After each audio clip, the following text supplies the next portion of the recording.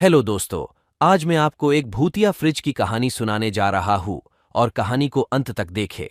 कहानी सुनाने से पहले आपसे निवेदन है कि इस वीडियो को लाइक करें और चैनल को सब्सक्राइब कर ले, जिससे हमारी वीडियो की नोटिफिकेशन आप तक पहुंचती रहेगी।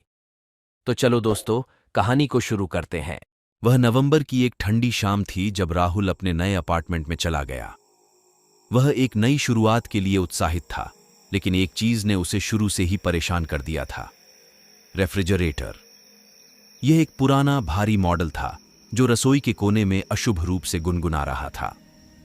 यह अपार्टमेंट के बाकी आधुनिक स्वरूप के साथ फिट नहीं था, लेकिन राहुल ने इसे जगह की एक अजीब विचित्रता के रूप में नजरअंदाज कर दिया।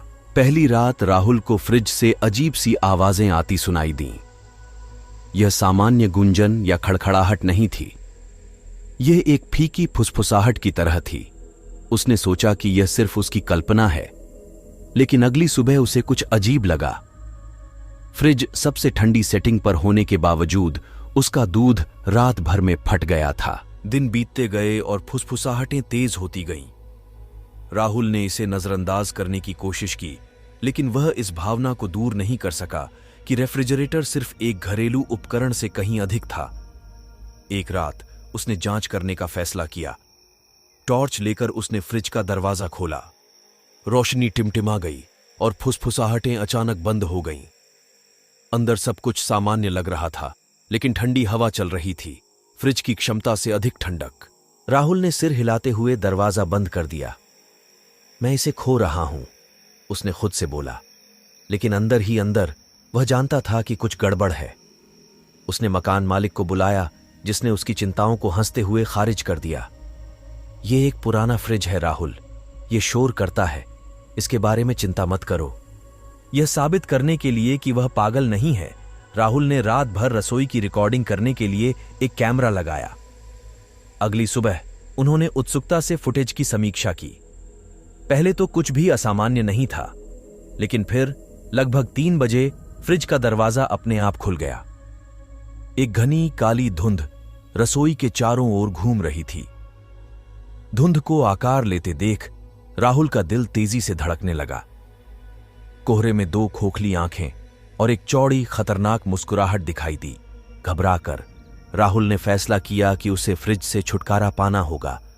उसने इसे अनप्लग कर दिया और पुलिस को कॉल किया।